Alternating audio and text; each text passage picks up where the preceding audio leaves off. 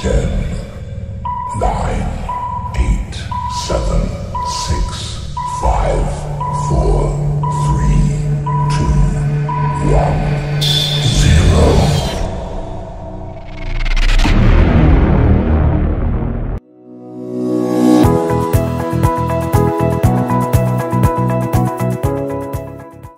Diskusikan peran ekonomi mikro dan ekonomi makro dalam ekonomi pertanian. Apakah ekonomi mikro memiliki dampak yang lebih besar daripada ekonomi makro pada manajer pertanian?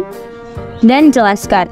Nah, ekonomi makro adalah studi tentang faktor-faktor yang mempengaruhi ekonomi secara keseluruhan.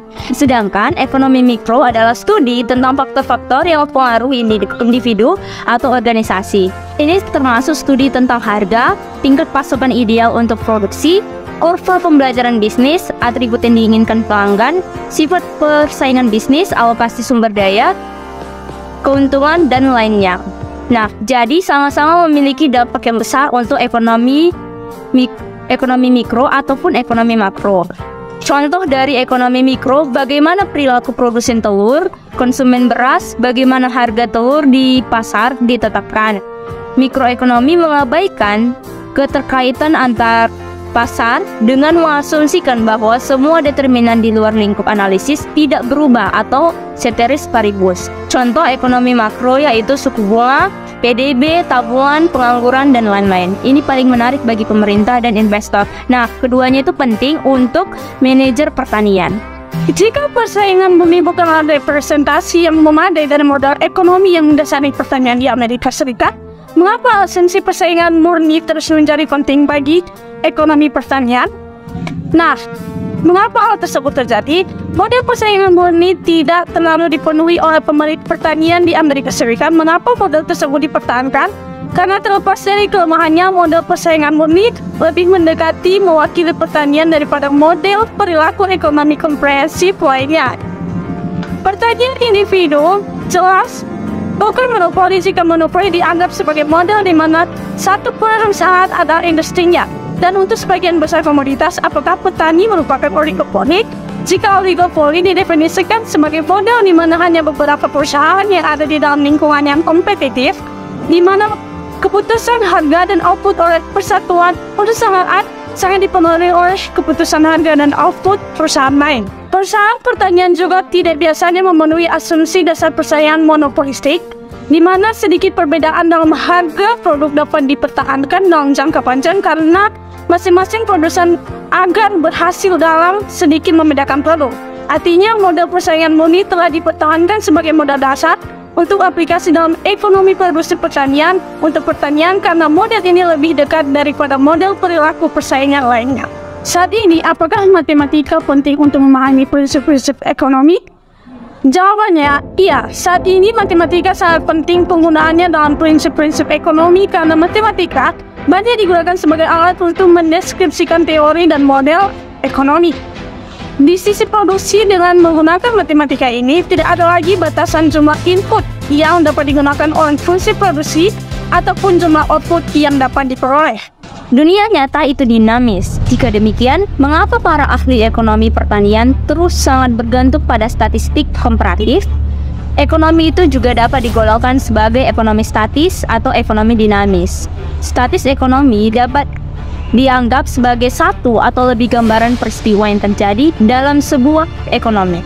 Ekonomi dinamis dapat dianggap sebagai gambaran pergerakan ekonomi. Ahli ekonomi sangat bergantung pada apa yang kadang-kadang disebut statistika komparatif. Dengan menggunakan analisis statistika komparatif, tidak ada upaya yang dilakukan untuk mengungkap proses yang menyebabkan pendapatan meningkat. Kadang-kadang disebut sebagai statis lingkungan abadi. Analisis ini berguna ketika fokus pada dampak dari guncangan ekonomi, bukan proses di mana guncangan terjadi. Statistika komparatif dapat digunakan untuk menjelaskan masalah berekonomi mikro atau ekonomi makro. Ekonomi pertanian sering dituding menghabiskan terlalu sedikit waktu di dunia nyata. Sibuk dengan isu-isu teoritis abstrak berarti bahwa para ahli ekonomi pertanian kadang-kadang tidak mampu atau tidak mau melihat isu-isu mendasar yang terkait dengan produksi dan pemasaran komoditas pertanian. Apakah kalian setuju atau tidak setuju? Menurut kami, ahli ekonomi pertanian sudah berusaha untuk memecahkan masalah-masalah dan isu-isu dasar yang terjadi terkait produksi dan pemasaran dalam pertanian. Namun, karena sering terjadi tantangan dalam dunia pertanian, baik itu iklim, terlebih sempat terjadi pandemi yang menyebabkan masalah pertanian sulit untuk dipecahkan seperti dalam pemasaran maupun dalam produksi pertanian. Untuk menjadi ahli ekonomi pertanian, apakah lebih penting mengetahui pertanian atau mengetahui teori ekonomi? Nah, yang paling penting untuk menjadi ahli ekonomi pertanian adalah mengetahui terlebih dahulu teori ekonomi. Mengapa demikian? Karena ketika kita sudah mengetahui tentang teori ekonomi ini, maka kita dapat membuat keputusan yang bijak untuk diambil ke depannya dalam memajukan ekonomi kita, terlebih-lebih dalam bidang ekonomi pertanian. Selanjutnya saya akan menjelaskan jawaban dari soal jika harga input konstan, kemiringan fungsi total faktor biaya juga akan konstan. Nah, benar atau salahkah pernyataan tersebut? Jelaskan. Jawabannya yaitu benar. Karena fungsi input biaya total atau TFC memiliki slope konstan yang sama dengan harga input atau V0.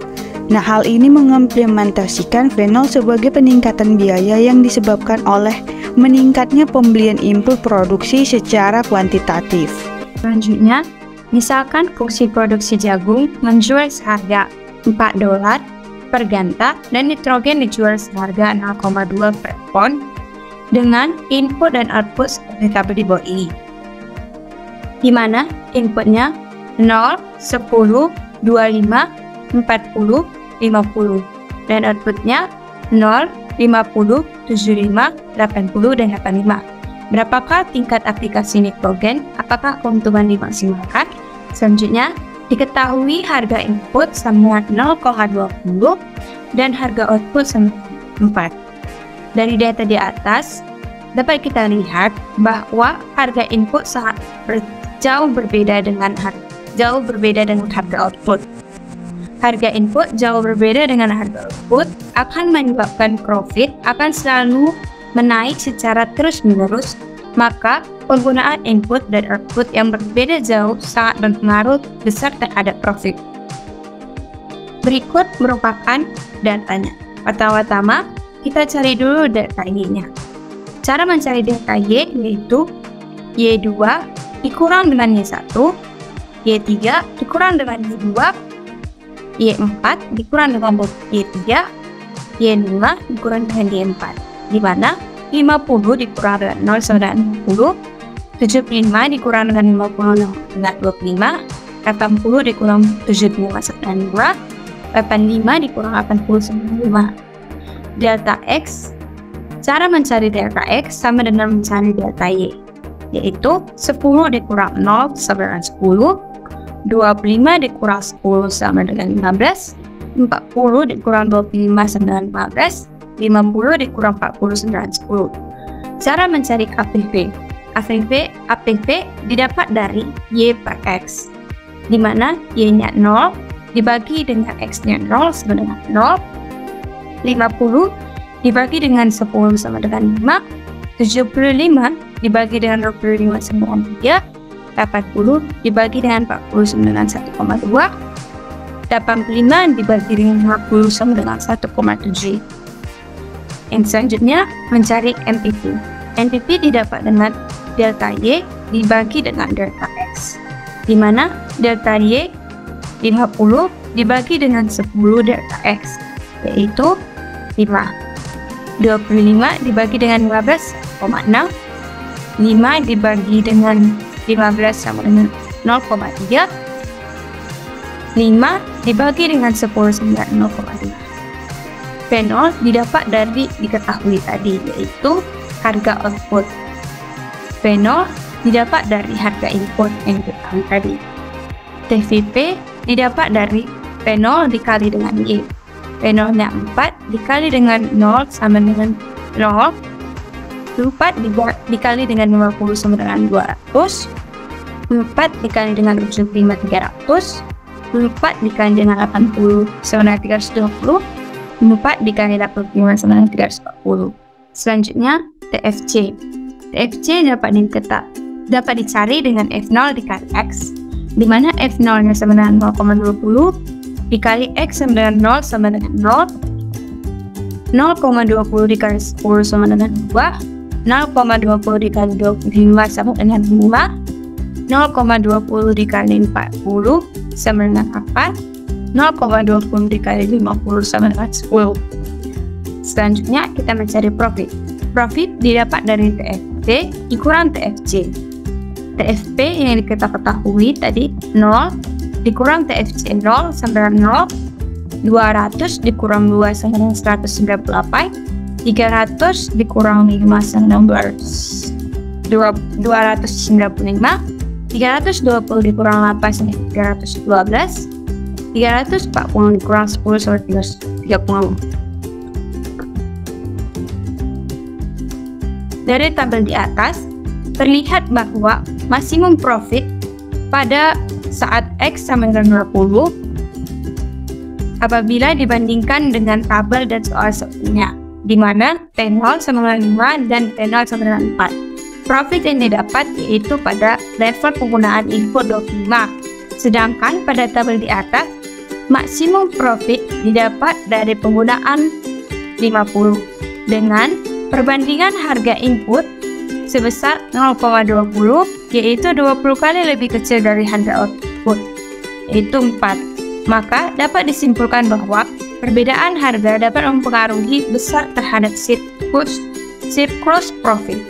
Jelaskan syarat yang diperlukan dan cukup dalam hal peternak berupaya memaksimalkan keuntungan dalam pemberian pakan ternak sapi perah untuk produksi susu.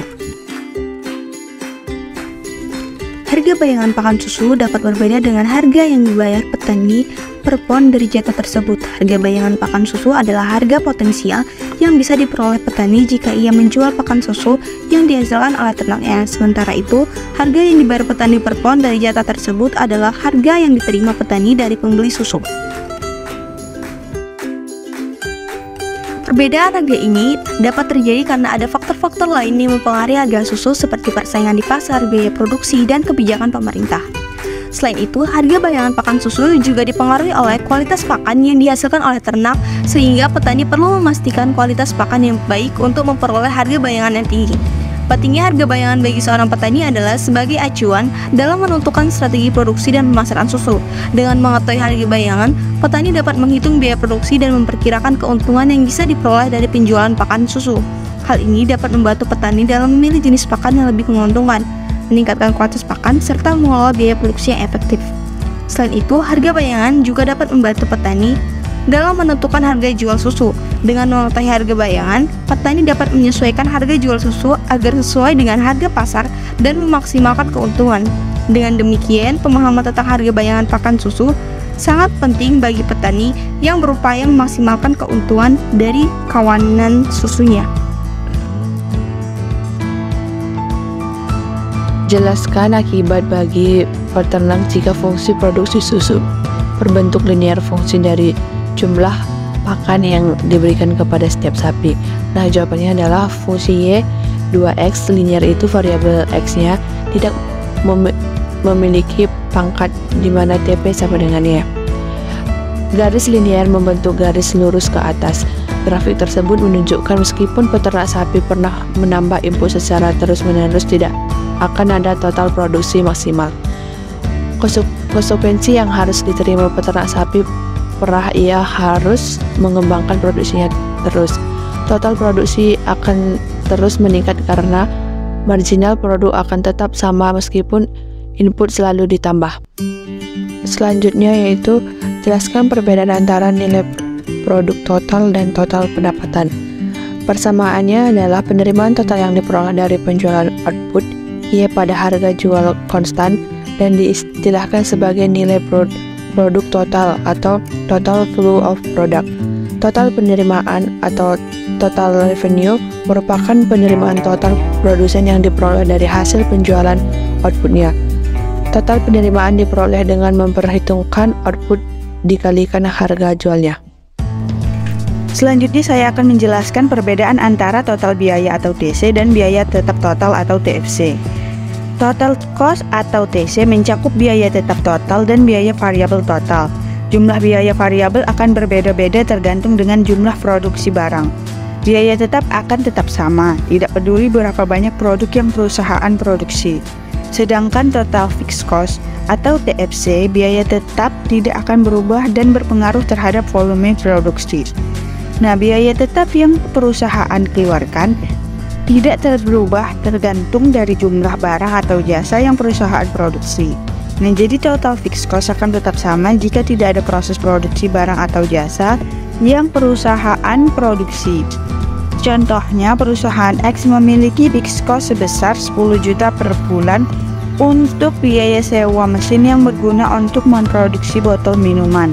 Nah, jika perusahaan tidak memproduksi botol minuman untuk bulan tersebut, perusahaan itu tetap harus membayar 10 juta untuk biaya sewa mesin. Nah, kesimpulan atau intinya yaitu TC atau total cost adalah jumlah keseluruhan biaya produksi yang dikeluarkan produsen yang terdiri dari biaya tetap dan biaya variabel. TC sama dengan TFC ditambah TVC, yang dimana TFC adalah total fixed cost dan TVC sama dengan total variable cost. Sedangkan total fixed cost atau TFC adalah salah satu jenis total cost yang menghitung biaya-biaya tetap. Nah, biasanya TFC hanya akan dikeluarkan sekali dalam beberapa periode. Selain itu, jumlah pengeluarannya pun tetap atau fixed. Contoh dari TFC sendiri seperti yang sudah dijelaskan sebelumnya, yaitu seperti biaya sewa gedung, biaya beli tanah, dan biaya mesin.